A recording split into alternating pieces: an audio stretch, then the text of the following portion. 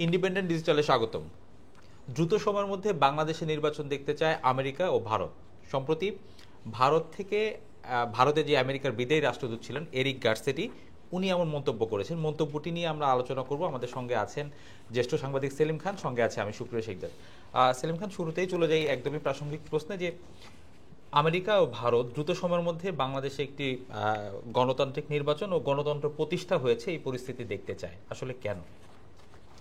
প্রথম দুটো জিনিস এখানে, একটা হচ্ছে যে গণতন্ত্র দেখতে চাইলে আপনাকে নির্বাচন হচ্ছে তার একটা বড় মাপকাঠি, এবং নির্বাচনটা কেমন হচ্ছে, নির্বাচনটা কিভাবে হচ্ছে, কারা অংশ নিচ্ছে, সব কিছুই কিন্তু এই গণতন্ত্রের মাপকাঠি। ঠিক আছে, গণতন্ত্রের একটা প্রধান মাপকাঠি যদি বলি। তো স্বাভাবিকভাবে যে কোনো দেশে গণতন্ত্র যদি চায় যে প্রতিষ্ঠা করতে, তাহলে সবাই চাইবে যে সেখানে একটা সুষ্ঠু সুন্দর নির্বাচন হোক, এটি চাওয়ার মধ্যে কিছু নেই। এখন কথাটা হলো যে আমেরিকা বক্তব্য কেন, বা আমেরিকা এক্ষেত্রে কথা বলছে কেন। মূল জিনিস হচ্ছে যে আমেরিকায় যিনি আমেরিকান রাষ্ট্রদূত যিনি ভারতে আছেন এখনো পর্যন্ত, উনি খুব দ্রুত বিদায় নেবেন, এরিক গার্সেটি। এরিক গার্সেটি যদি একটু ব্যাকগ্রাউন্ড বলা যায়, তাহলে বলতে হবে যে উনি কিন্তু আসলে ডেমোক্র্যাট দলের সদস্য, এবং ডেমোক্র্যাট দলের সদস্যই শুধু না, উনি লস অ্যাঞ্জেলেস শহরের মেয়র ছিলেন। লস অ্যাঞ্জেলেস বিরাট শহর, এবং ওর মেয়রের গুরুত্ব কিন্তু খুব বড়। অনেকে কিন্তু যেরকম আপনার নিউ ইয়র্কের মেয়র পদ থেকে সরাসরি মানে আমেরিকার কি বলে প্রেসিডেন্ট নির্বাচনে প্রতিদ্বন্দ্বিতা করার মতো লোকও কিন্তু গেছেন। ফলে আমেরিকা এই পদগুলো কিন্তু খুব ছোট খাটো কিছু না, বিশেষত বড় শহরের ক্ষেত্রে। দুই হচ্ছে যে আমেরিকান যে সেই ফরেন পলিসি, তাতে কিন্তু কিছু কিছু জায়গা আছে খুবই গুরুত্বপূর্ণ, যেমন ধরে দিল্লি, বেইজিং, মস্কো, লন্ডন, এরকম বেশ কিছু শহর আছে, দেশের রাজধানী আছে, যে রাজধানীতে কিন্তু তাদের নিয়োগটা হয় একেবারেই পলিটিক্যাল নিয়োগ। এর আগে দেখবেন অনেক সময় ভারতে বা চীনের রাজধানী বেইজিংয়ে নিয়োগ পেয়েছেন, তিনি হয়তো সিনেটর ছিলেন, তিনি কংগ্রেসের নিম্নকক্ষ প্রতিনিধি পরিষদের সদস্য ছিলেন। এইরকম গুরুত্বপূর্ণ, মানে এমন না যে তাকে ফরেন সার্ভিস থেকে আসতে হবে। এই নিয়োগগুলো অনেকটাই হচ্ছে কিন্তু পলিটিক্যাল নিয়োগ। ফলে এই পলিটিক্যাল নিয়োগের লোকজন যখন কথা বলেন, তার কিন্তু একটা পলিটিক্যাল ইমপ্লিকেশন বা পলিটিক্যাল গুরুত্ব থেকে যায়। ফলে এরিক গার্সেটি যেটা যাওয়ার সময় বলছেন, সেটা কিন্তু মানে একেবারে শুধুমাত্র তার ব্যক্তিগত কথা, এটাও যেমন ধরার ইয়ে নেই, আবার শেষ সময় বলে যাচ্ছেন, এটা ঠিক আছে। তো এর মধ্যে আপনার হয়তো মনে আছে যে কিছুদিন আগে জ্যাক সুলিভান ঘুরে গেছেন, ভারত ঘুরে গেছেন 2 দিনের সফরে, এবং সুলিভান সফর কিন্তু ভারতের পক্ষ থেকে খুবই একটা রাগ ঢাকের মধ্যে একটা গোপনীয়তার মোড়কে মোড়া ছিল, যে কোনো কথা বলা হচ্ছে না, কিছু হচ্ছে না। তারপরে সুলিভান গিয়ে আপনার হোয়াইট হাউসে একটা সংবাদ সম্মেলন করলেন, সেখানে এক ভারতীয় সাংবাদিক তাকে প্রশ্ন করলেন যে বাংলাদেশ নিয়ে কোনো আলোচনা হয়েছে কিনা। তিনি বলছেন হ্যাঁ আলোচনা হয়েছে। এমনকি তাকে প্রশ্ন করা হয়েছিল যে বাংলাদেশের এই যে রাজনৈতিক পট পরিবর্তন, এখানে আমেরিকার হস্তক্ষেপের নিয়ে কোনো কথা হয়েছে কিনা। তিনি বলছেন হ্যাঁ, ভারত এই ইয়েটা জোরে সোরে তুলেছিল, কিন্তু আমরা তাদের বোঝাতে সক্ষম হয়েছি, এবং যে এখানে কোনো আমেরিকার ভূমিকা ছিল না। এমনকি ভারতের উত্তর পূর্বাঞ্চল নিয়েও যে এখানে একটা উত্তপ্ত করার চেষ্টা আমেরিকা করছে বলে ভারত অভিযোগ করেছিল, সে কথাটাও কিন্তু আপনার সুলিভান বলে দিয়েছেন তার সাক্ষাৎকারে। ঠিক আছে, এবং সাক্ষাৎকারে বলার পরে উনি সবগুলোই অভিযোগ কিন্তু খুব বিনয়ের সঙ্গে প্রত্যাখ্যান করেছেন, যে আমেরিকার কোনো ধরনের কোনো কি বলবো যে উস্কানি বা যেটাই বলি না কেন, বা তার সঙ্গে সংশ্লিষ্টতা কোনো কিছুই ছিল না। কিন্তু পরবর্তীতে গার্সেটি আবার কিন্তু, যিনি ওই বৈঠকে এই আপনার সুলিভানের সঙ্গে যে ভারতীয় কর্মকর্তাদের বৈঠকে কিন্তু মার্কিন রাষ্ট্রদূত হিসাবে তিনি প্রতিটি বৈঠকে উপস্থিত ছিলেন, এবং বিশেষত অজিত দোভালের সঙ্গে বৈঠকে, ভারতের যিনি জাতীয় নিরাপত্তা উপদেষ্টা, তার সঙ্গে বৈঠকে, এবং উনি তার সঙ্গে পরিষ্কার খোলাখুলি কথা বলছেন যে বাংলাদেশ নিয়ে কি কথা হয়েছে না হয়েছে এ বিষয়ে কথা বলেছেন। এরপরে গতকাল যেটা হয়েছে, গতকাল আপনার একটি ভারতীয় অনলাইন সংবাদ মাধ্যম, এটার নাম ওয়ার্ল্ড ইন ওয়ান নিউজ, ওরা বলে উইএন, WION এই নামে। তো এইখানে একজন সাংবাদিক কিন্তু আপনার এরিক গারসেটির সঙ্গে কথা বলছেন এবং বলা হচ্ছে যে উনি দাবি করেছেন যে এই এরিকের দেয়া এটাই সর্বশেষ সাক্ষাৎকার। এবং ওনার সাক্ষাৎকারটা যদি লক্ষ্য করেন, আপনারা যদি ওইখানে পড়েন, তাহলে ওনার সাক্ষাৎকারের লক্ষ্য কিন্তু বাংলাদেশ না। দক্ষিণ উনি সাক্ষাৎকারের লক্ষ্য হচ্ছে যে ভারতের ইন্টারেস্ট কোথায়? ভারতে মানে একজন পাকিস্তানি বংশোদ্ভূত কানাডিয়ান ব্যবসায়ী, যাকে বলা হয় যে 2008-এর মুম্বাই হামলার সঙ্গে যুক্ত, এই লোককে দেয়া হবে কিনা, প্রত্যর্পণ করা হবে কিনা, ভারতের হাতে তুলে দেওয়া হবে কিনা, যে কিনা এখন আমেরিকায় জেল খাটছে। তারপরে ধরেন রাশিয়ার সঙ্গে সম্পর্ক নিয়ে এইসব নিতে নিতে একদম শেষ প্রশ্নে কিন্তু বাংলাদেশের বিষয়টি এসেছে। তখন তিনি বলেছেন যে আমেরিকা এবং ভারত দুই দেশই চায় যে বাংলাদেশ একটা সফল সুন্দর রাষ্ট্র হোক, এবং এই জন্য এই দেশে একটা যত দ্রুত সম্ভব একটা নির্বাচনের মাধ্যমে সরকার তৈরি হোক। এটা কিন্তু উনি কোনো ভারত সরকারের সঙ্গে আলোচনাও না, বা কোন সরকারি কর্মকর্তা বা সরকারি পর্যায়ে আলোচনা না, উনি একজন সাংবাদিকের সঙ্গে কথাবার্তার ছলে এই কথাটা বলেছেন। আচ্ছা সেলিম খান, আপনি দীর্ঘদিন ধরে সাংবাদিকতা করেন, বাংলাদেশের কোনো নির্বাচন নিয়ে আগে কখনো এরকম হয়েছে যে কোনো দেশ থেকে চাইছে যে দ্রুত বাংলাদেশে নির্বাচন হোক? দেখুন, আমাদের যখনই নির্বাচন হয়েছে, মুশকিলটা হলো যে আমরা এই নির্বাচনের বিষয়টা কখনো সেটেল করতে পারিনি। সমস্যাটা আসলে এইখানে। আমরা যে নির্বাচনের বিষয়টা মানে একটা সুষ্ঠু সুন্দর, যেটা সবার কাছে গ্রহণযোগ্য নির্বাচনের বিষয়টা সেটেল করতে পারতাম, তাহলে কিন্তু এই প্রশ্ন উঠতো না। আপনি দেখেন গতবারের এই যে 2024-এর 7 জানুয়ারি নির্বাচনের কথা বলি, সেখানে কিন্তু কোনো দেশ তাদের প্রতিনিধি পাঠায়নি, এবং তার মানে তারা কেউই ওই নির্বাচনটাকে মানে দেয়নি, ভালোভাবে দেখেনি, তারা ওইটাকে মান্যতাও ওইভাবে দেয়নি। হয়েছে আপনি যদি 2018 দেখেন, সেখানে মানে এক ধরনের রিজিডিটি ছিল, তারপরেও সামান্য কারা প্রতিনিধি দল পাঠায়, ইউরোপীয় ইউনিয়ন পাঠায়, আপনার আমেরিকা পাঠায়, আমেরিকার বিভিন্ন গোষ্ঠী যারা থাকে থিঙ্ক ট্যাঙ্ক হিসেবে কাজ করে, বিভিন্ন প্রতিষ্ঠান যারা বাংলাদেশ নিয়ে বা এরকম দেশগুলোকে নিয়ে কাজ করে, তারা তাদের প্রতিনিধি দল পাঠায় যে নির্বাচন সুষ্ঠু স্বাভাবিক হচ্ছে কিনা এটা দেখার জন্য। তো এটা কিন্তু তারা সবসময়, আপনি এবারের নির্বাচনেও যদি দেখেন, মানে আমি 2024-এর সর্বশেষ নির্বাচনের কথা বলছি, তারা কিন্তু বলছে যে তারা তখন নির্বাচনের সময়সীমা নিয়ে কখনো বলেনি। তখন ছিল যে সব দলের অংশগ্রহণ হবে কিনা, এবং সব দলের অংশগ্রহণ কিন্তু প্রতিটি বার সেই আমেরিকান রাষ্ট্রদূত যিনি ছিলেন আপনার পিটার হাস কিন্তু প্রত্যেকবার যেতেন, এবং সাংবাদিকরা তাকে ধরলেই তিনি বলতেন যে আমরা চাই যে সব দলের অংশগ্রহণে একটা সুষ্ঠু সুন্দর নির্বাচন হোক। ফলে এই চাপটা কিন্তু আপনার বাংলাদেশের উপর সবসময়ই ছিল, সবসময় আছে, এবং আমি মনে করি এজন্য আমাদের দায় অনেক বেশি, কারণ আমরা একটা সুষ্ঠু সুন্দর নির্বাচনের পথ কিন্তু তৈরি করতে পারেনি, একটা পদ্ধতি তৈরি করতে পারেনি যে যাতে সবার বিশ্বাসযোগ্যতা। আমার দেশের মানুষই বিশ্বাস করে না, তো বাইরের লোক বিশ্বাস করবে কিভাবে? সেলিম খান, আমি দেশের প্রসঙ্গ থেকে এবার যদি একটু বিদেশে যাই, এই যে ভারত আমেরিকা বাংলাদেশে একটি সুষ্ঠু নির্বাচন চাচ্ছে, এরকম চাওয়া কি অন্য কোনো দেশের ক্ষেত্রেও হয় কখনো? দেখেন, একটা খুব এই বাংলা আমরা কথায় কথায় বলি, মানে এটা একটা প্রবাদ তুল্য কথা হয়ে গেছে যে গরিবের বউ সবার ভাবি, ঠিক আছে? তো আপনি যখনই এটা করতে পারবেন না, তখনই কিন্তু বিভিন্ন দিক থেকে বিভিন্ন স্বার্থ সংশ্লিষ্ট বিষয়ে আপনি যখন অন্যের উপর নির্ভরশীল থাকবেন, তখন কিন্তু বিভিন্ন স্বার্থ সংশ্লিষ্ট দেশ হোক, সংগঠন হোক, তারা কিন্তু আপনার কাজে নাক গলানোর চেষ্টা করবে। এখন আপনাকে এই মুহূর্তে উদাহরণ দিই যে দক্ষিণ কোরিয়ায় একটা বিরাট পলিটিক্যাল টার্মোয়েল চলছে, প্রেসিডেন্ট দুইজন প্রেসিডেন্ট কিন্তু সেখানে ইমপিচমেন্টের শিকার, ঠিক আছে?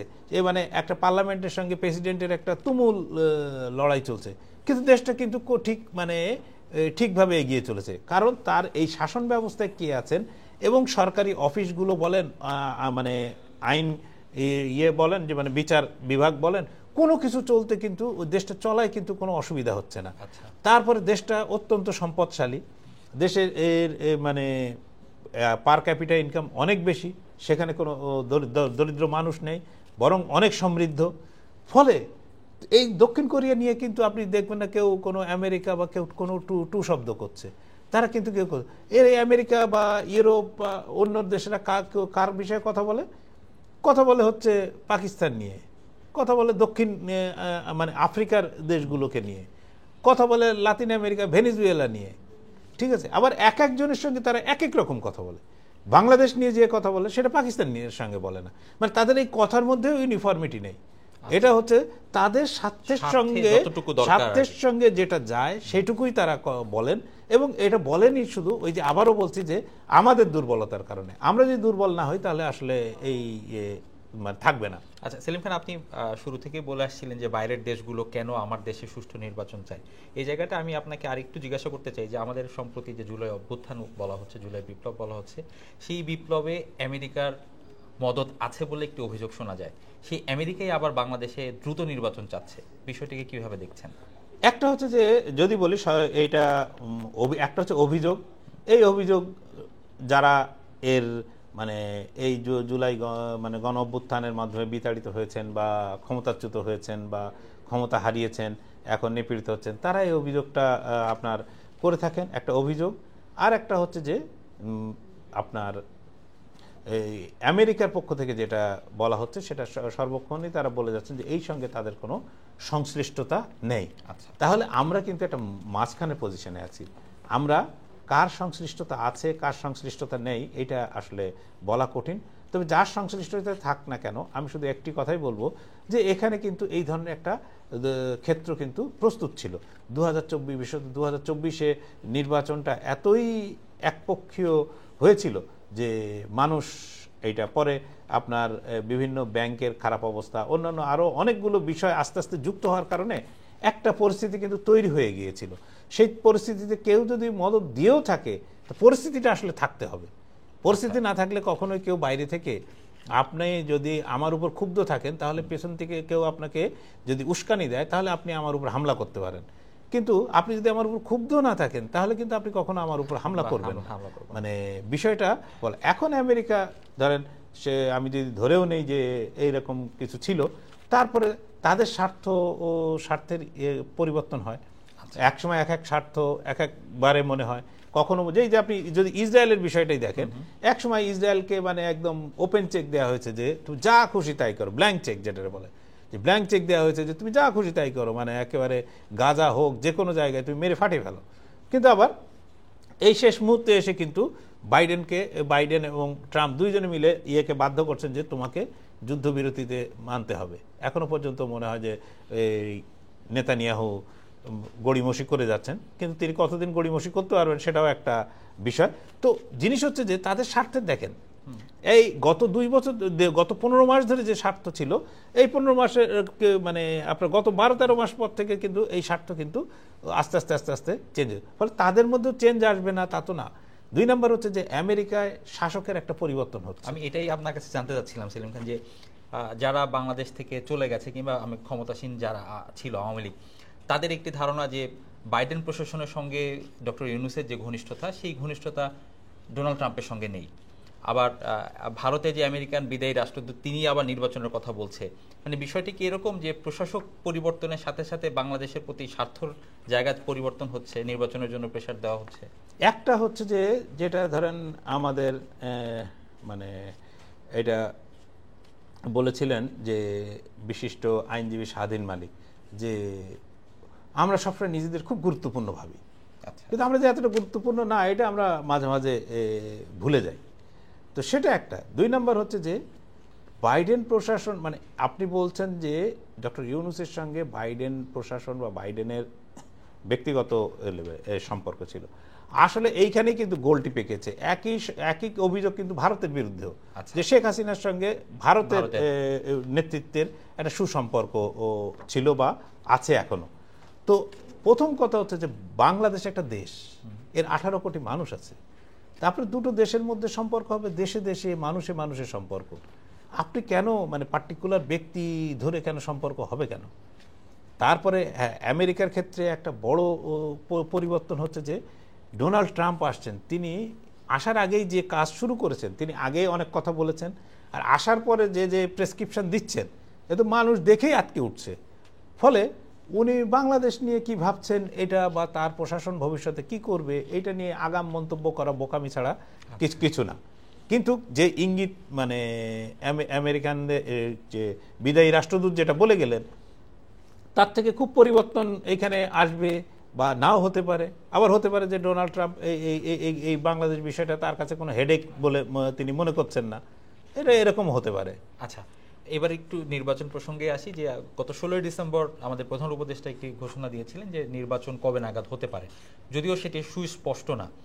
এখন আমেরিকা এবং ভারত যৌথভাবেই বাংলাদেশে একটি নির্বাচন চাচ্ছে দ্রুত সময়ের মধ্যে, এবং ডক্টর ইউনূসের দেওয়া যে রোড ম্যাপ সে অনুযায়ী কি ডক্টর ইউনূসের উপর চাপ বাড়ছে? দেন এইটা যদি এখন আমরা খুব মানে কি বলবো, যে কোনো কিছুতে একটা প্রতিপক্ষ বা শত্রু বা কারো কাঁধে বন্দুক রেখে গুলি করার মতন লোক খুঁজতে থাকি। এখন একজন মার্কিন রাষ্ট্রদূত কথা বলেছেন, এটা যেমন সত্য, তেমন ভারত আমেরিকা চায়, ভারত আমেরিকা চাইতেই পারে, সে চাইলে তো তার মতো চাক, অসুবিধা কি? কিন্তু জিনিসটা হলো যে ওদের চাপ আছে না আপনার ভেতরের চাপ আছে। আপনি যদি দেখেন যে আমাদের প্রধান উপদেষ্টা যখন বললেন যে অনেকগুলো যদি কিন্তু দিয়ে যে ডিসেম্বর 2025 অথবা 26-এর মাঝামাঝি নির্বাচন হবেই, এই নির্বাচনটা কোন নির্বাচন সেটা নিয়ে কিন্তু কিছু বললেন না, তখন কিন্তু আর একটা ধোঁয়াশা হলো। এরপরে তার যে প্রেস উইং থেকে অনেকবার ব্যাখ্যা দেওয়া হয়েছে, ঠিক আছে, কিন্তু দেখেন তারপরে কিন্তু বিএনপি সংবাদ সম্মেলন করে একদম তাদের স্থায়ী কমিটির মিটিং করলো দলটি, এবং মিটিং করার পরে তারা স্পষ্ট বলে দিল যে তারা চায় 2025-এর মাঝামাঝি নির্বাচন হোক, এবং এই 2025-এর মাঝামাঝি মানে জুন জুলাইয়ের মধ্যে নির্বাচন হোক। এই নির্বাচনে কোনো ধরনের কোনো অসুবিধা তারা দেখেন না, এবং যত দ্রুত সম্ভব রাজনৈতিক নেতৃত্বের হাতে ক্ষমতা হস্তান্তর। আপনি যদি দেখেন এই সরকারের সমর্থক বলে পরিচিত জামাতে ইসলামী, যারা একটা বড় শক্ত অবস্থানে আছে সরকারের পেছনে, তারাও কিন্তু, তাদের নেতারাও কিন্তু বলছেন 2025-এর মধ্যে নির্বাচন দিতেই হবে। আচ্ছা, বিএনপি আছে 6 মাস আগে, ওরা আছে হয়তো 6 মাস পরে। দুটো বড় রাজনৈতিক শক্তি কিন্তু নির্বাচনে চাচ্ছে। আপনি যদি গতকালকের মিটিংও দেখেন, সবাই কিন্তু চায় যে একটা রাজনৈতিক, সবাই রাজনীতির কথা বলছি, তাহলে রাজনৈতিক কর্মকাণ্ডকে তো ফিরিয়ে আনতে হবে। রাজনৈতিক কর্মকাণ্ডকে দেশে ফিরিয়ে আনার একমাত্র পথ হচ্ছে নির্বাচন। এছাড়া আপনি আর রাজনৈতিক কর্মকাণ্ড কি হবে? সেটা আপনার জাতীয় সংসদ নির্বাচন, সেটা স্থানীয় সরকার নির্বাচন, সব নির্বাচন। তো আপনাকে যদি মূল স্পিরিটটা যদি আমি দেখি, 2024-এর যে 5 আগস্টের যে আন্দোলন বা গণ অভ্যুত্থান যেটাই বলি না কেন, তার স্পিরিটটা যদি, তার স্পিরিট হচ্ছে মানুষের অধিকার কেড়ে নেয়া। সেই অধিকারকে যদি ফেরত দিতে হয়, এখন ফেরত দেওয়ার মধ্যে একটা জিনিস ঢুকে গেছে যে সংস্কার না, কোনটা আগে হবে কোনটা পরে হবে। তো আমার মনে হয় যে ভারত বা আমেরিকা যাদের করে, এই বাইরের দেশের চাপের চেয়ে কিন্তু আমার দেশের ভেতরে কিন্তু রাজনৈতিক দলগুলো ক্রমেই চাপ তৈরি করে যাচ্ছে, এবং তারা এই চাপ তৈরি করে যাবে বলে আমার ধারণা, যে সরকারের উপর যাতে দ্রুত নির্বাচন নিয়ে যদি কোনো ধরনের শঙ্কা না তৈরি হয়, সেই জন্য কিন্তু তারা এই কাজ, এবং তাদের দেখেন আপনি গত কয়েকদিন ধরে কথাবার্তা যদি ফলো করেন, তাহলে কিন্তু মুখ্য জিনিস আপনার 5 আগস্টের পরে বিএনপির যদি তাদের বক্তব্য দেখেন, তারা চেয়েছিল 3 মাসের মধ্যে একটা নির্বাচন। সেটা কিন্তু পেছাতে অলরেডি সরকারের 5 মাস বয়স পার হয়ে গেছে। আপনার তারা আরো 1-1.5 বছর নানা সংস্কার, নানা কথা বলছেন, কিন্তু রাজনৈতিক দলগুলোর কিন্তু এত ধৈর্য আসলে সব যদি একটা অরাজনৈতিক অনির্বাচিত সরকার করবে, তাহলে রাজনৈতিক সরকার তো আসলে কোনো দরকার নাই। তাহলে রাজনীতি করে লাভ কি? তাদের তো কিছু দায়িত্ব, তাদের কিছু আছে, এজেন্ডা আছে, তাদেরও কিছু কথা বলার আছে। ফলে আমি মনে করি যে এই সরকারের উপর বাইরের চাপের চেয়ে দেশের ভেতরের চাপ অনেক বেশি, এবং তাদেরকে সেই চাপ মোকাবেলা করতে হবে ভবিষ্যতে। ধন্যবাদ সেলিম খান। দর্শক, আজ এ পর্যন্তই। দেশ বিদেশের যে কোনো খবর জানতে চোখ রাখুন ইন্ডিপেন্ডেন্ট ডিজিটালে। ভিজিট করুন itbbt.com।